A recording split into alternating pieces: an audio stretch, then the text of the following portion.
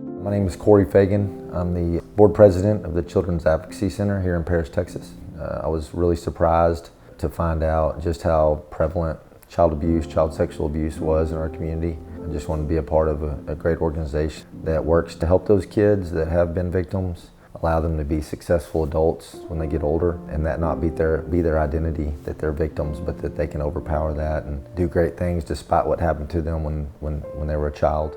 I'm Rebecca Peavy. I'm the Executive Director of the Children's Advocacy Center. We're a nonprofit organization that provides services to children as they're going through a child abuse investigation. And then we also bring together the agencies that investigate child abuse, so local law enforcement, child protective services, mental health, medical providers, the DA's office, so that there's best outcomes for the children involved. My name is Chris Bean. I'm a detective at the Paris Police Department.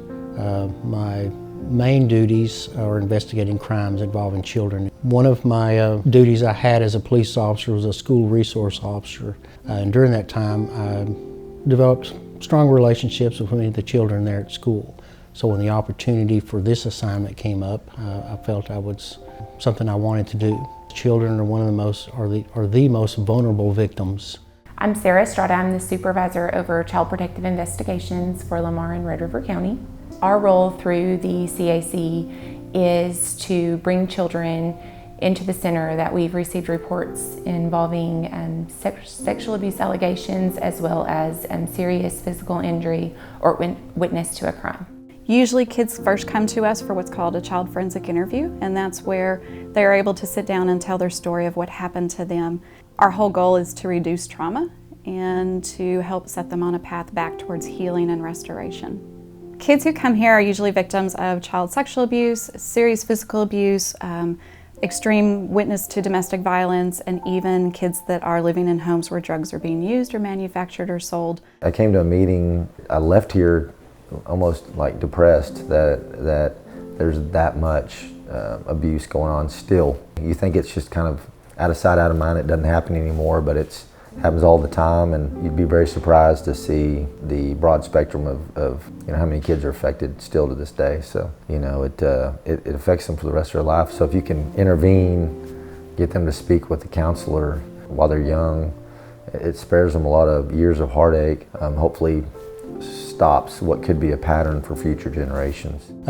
One of the most memorable cases is a young girl that came in and made an outcry of sexual abuse by her father.